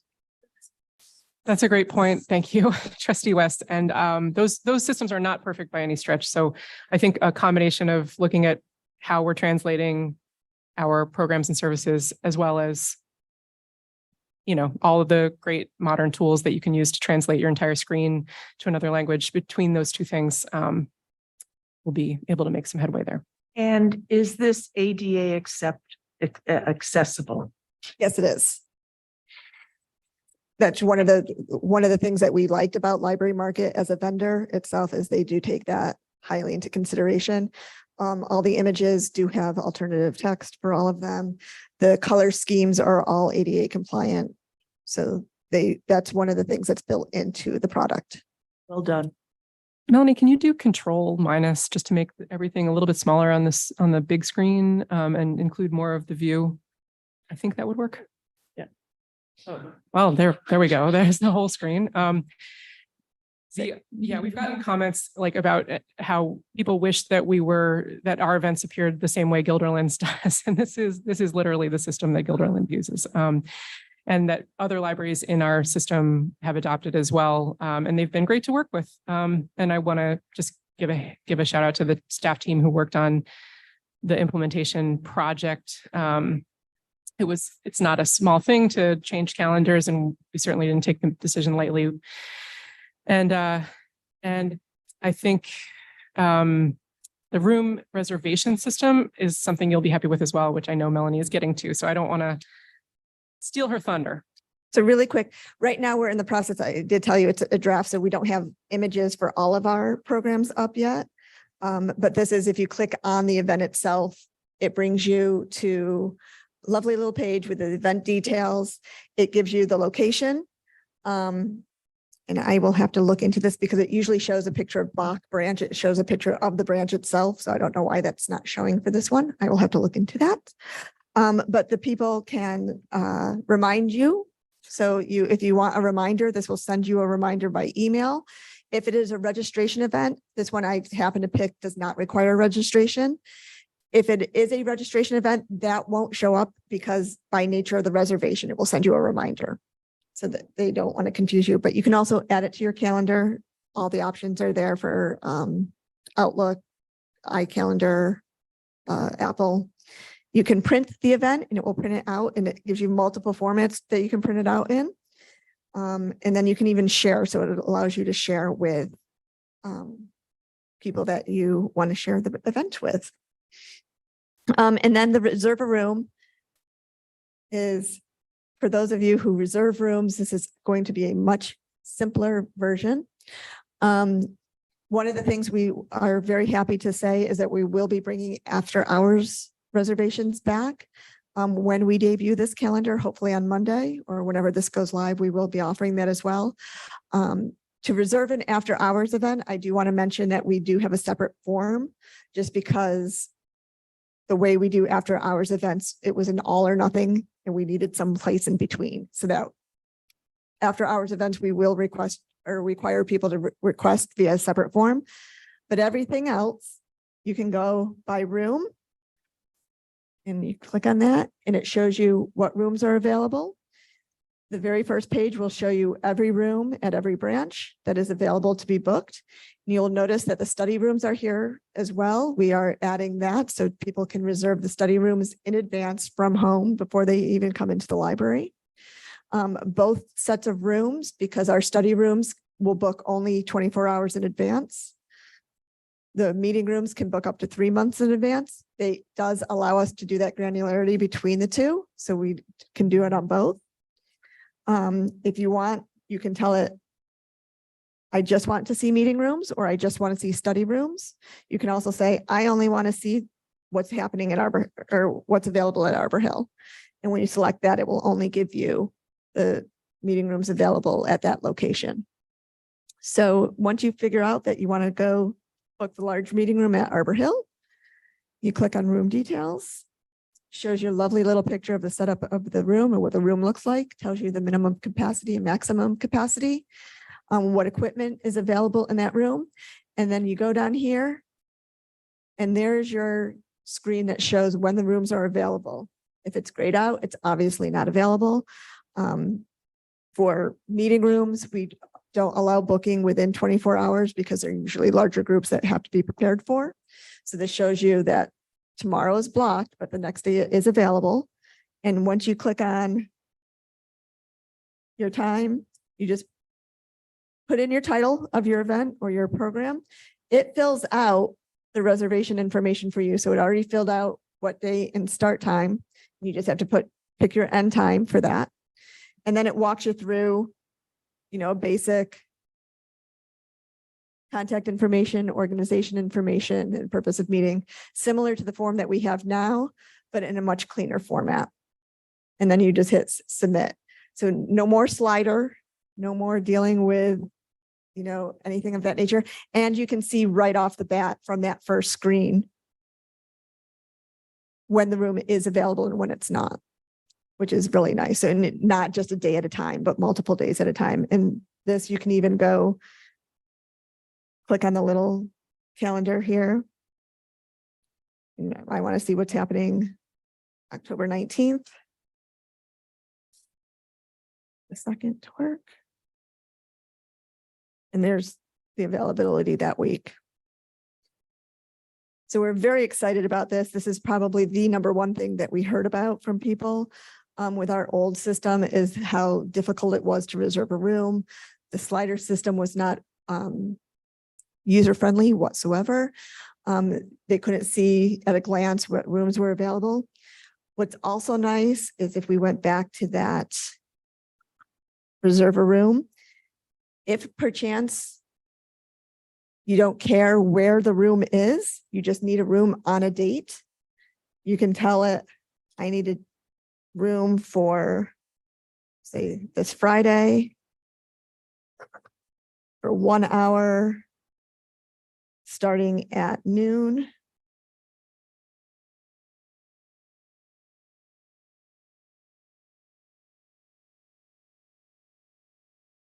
Why?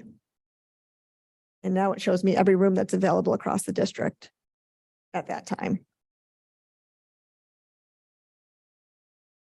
So we're very excited. It's only showing Washington Avenue because all the rooms we made bookable 15 minutes after we open. So since most of our branches only open at noon, most of the other rooms would be available at 12:15. And that was a request. We did take requests for the information from both staff and from patrons regarding the system. The staff, it was very difficult to have a meeting start right when we opened because people would rush in. So we gave ourselves that 15-minute buffer, and we were able to do so when we did the system.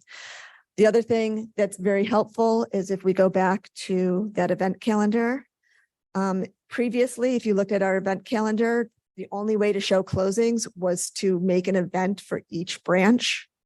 But now, this is, a perfect example here. We were able, it allows us to set closing dates in the calendar to show you when it's closed for holidays and whatnot.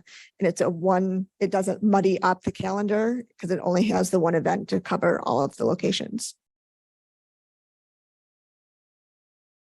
Thanks, Melanie. Questions? Oh, got questions. Yes. You have opportunity to ask or to request a special setup in a room that you're reserving? So per our room use policy, we do state that room setup is done by the organization. So we kept that as pertaining to the room use policy that is in effect right now. So we don't set up rooms for outside groups. They have to come and set up the rooms themselves. But we tell them how many chairs, how many tables are in the rooms available for their use. And what kind of equipment is in the Yeah. room too? Okay. Trustee Dallas? I think I saw it, but I have old eyes. Before you sign up, the room reserve policy is there. Mhm. People have to sign off that they will, because I think I saw that it's open to the publics. So I want to compliment you for having that. And I'm also going to guess that people could use a mobile device or a computer, Yes. and it works on both. It's a dynamic website, so it does show up mobilely, and we've been testing it out as well on that. And it does work very well on that. It shows up quite nicely. Both the calendar and the room reservation portions.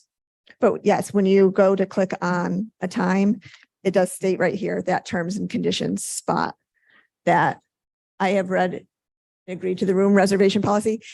This was their terminology. We're working on them to see if they can change it to say room use policy, since that is the name of our policy. Thank you. Thank you, Melanie. Like I said, we're hoping to go live with it on Monday. We're just frantically making sure. It's been a difficult month because having the old system and the new system, everything has been having to been inputted twice. So we're just confirming that we have everything ready to go for September 17th onward. Thank you. Thank you. Very exciting. Okay, 8.6 Quarterly Board of Trustees Evaluation, the results. I'd just like to thank all you who took the time to return their board evaluations. Your feedback is invaluable in helping us understand our strengths and challenges. With this input, we can work together to build upon our strengths and addresses our challenges, ultimately leading to a more productive and effective meetings. So with that said, I want to emphasize that my goal is to foster an environment where discussions are constructive and collaborative. Open dialogue and diverse perspectives are essential for our growth and success as a board. So please continue to share your thoughts and your ideals as we work together to achieve our shared goals, which is the business of doing the library's business. Okay, so with that said, the first up was the agenda was clear and supported by necessary documents. We were all in agreement, 5 okays. So we only had 5 out of the 9, so that was good. So 5 okays that the agenda was clear and supported by necessary documents. 2, all board members were prepared to discuss materials sent in advance. Again, we just had 2 okays and needs improvement. But the third category was suggestions for improvement, which I didn't have any type of, backup from suggestions for improvement, but just some concerns. So I took the liberty to add some solutions as we go forward. All right, so 3 were memos. How do we improve on that? But memos and presentations were clear and contained needed information to make informed decisions. We all agree, 5 okays. All right, so it was unanimous on that with the 5 that I received. 4, diversity of opinion was expressed and issues were dealt with respectfully. We all were in agreement of that as well. 5 needs improvement. But trustees, you did have a comment that said trustees should listen respectfully to everyone. Perhaps we can, this is me, perhaps we can begin with each meeting with a reminder of the ground rules for respectful communication, such as taking turns to speak, not interrupting others, and valuing perspectives. It was also expressed that during the committee's reporting out, there were some challenges Perhaps again, we can explore ways to enhance our feedback process to ensure all voices are heard and considered effectively in future meetings. So the president guided the meeting effectively and members participated responsibly. We had 5 okays on that. Next steps were identified in responsibility. 5 okays on that as well. 7, all board members were present or gave notice their absence to the president and executive director. We had 2 okays, needs, and 3 needs improvement. Someone commented that we do not always know that people won't be here. I didn't think that it's necessary for other trustees to know if you were going to be absent or not, because that would be, I think that was in the bylaws as well. And we'll be shoring that up as the president or the secretary would get that information. But again, as we have them now, the member only has to contact the executive director or the president. So, if things come up, people have things to do. But again, everyone is a valued member of the team. And when everyone is present, it provides a diverse range of perspectives and skills that enrich our collective efforts, making us stronger and more effective together. So it is very crucial that everyone is present so we can get everyone's feedback. But again, things come up. Number 8, the meeting began on time. We had 3 okays, needs improvement. Again, we can work on that. This is evaluation is a tool to help us get better and benefit us in the long run. So hopefully we definitely can improve on that. We did start on time, 6 o'clock, 6:01 today. So we'll be moving forward with that. The meeting, because I value everyone's time. The meeting did not run too long. We had 1 okay, so 4 needs improvement. Again, a work in progress. We will be, if you have any suggestions, again, there isn't any comment on that, on how we can move forward. Timekeepers, again, not spending too much time on one subject, maybe tabling some things that we can't come to a consensus about, so not belaboring the issue. Number 10, all board members had an opportunity to participate in the discussion. We had 3 okays and 2 needs improvement. Again, everyone's time, everyone is not here. If they want to participate, you definitely have an opportunity to voice your opinion. Because as I said in the beginning, you are a valued member of the team. 11, all agenda items were addressed. 4 okays, 1 needs improvement. Again, someone commented some agenda items ran long, which prevented us from finishing the meeting. Again, we will definitely, again, as I just said, table some things that we cannot come to consensus over instead of just harboring or beating a dead horse. So number 12, the board's time was spent well. We had 3 okays and 2 needs improvement. So I find that this is a stepping stone so that we can all, reach the goal together. So thank you. And that concludes the board trustees evaluation. Any public comment? Okay, thank you. All right, so no public comment on number 10. We're going to move into executive session. I get a motion to move into executive session to discuss personnel committee issues or in the evaluation, the executive director's evaluation. I'll make a motion to do that. Okay, thank you.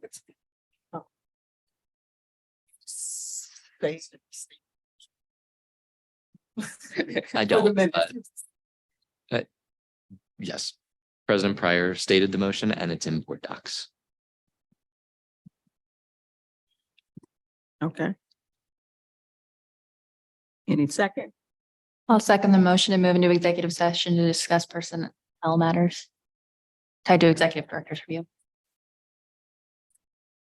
Okay, thank you. Oh, everybody in favor? Aye. Aye. Thank you, Sean. Thank you. Thank you, Bob. Um, For Bridget, those, are you all set? Do you want me to sign out? Yeah, yes, we're all set. Okay. Erica, can you Okay. take him Thank you. staff entrance, exit, staff door at the bottom of the stairs? Okay. For Have a the- good evening, everybody. Thanks so much. good night, Bob. For those individuals who are watching the live stream, the board is going into executive session. We're going to end the meeting, the live stream of the meeting, and anything afterwards will be reflected in the minutes. Thank you.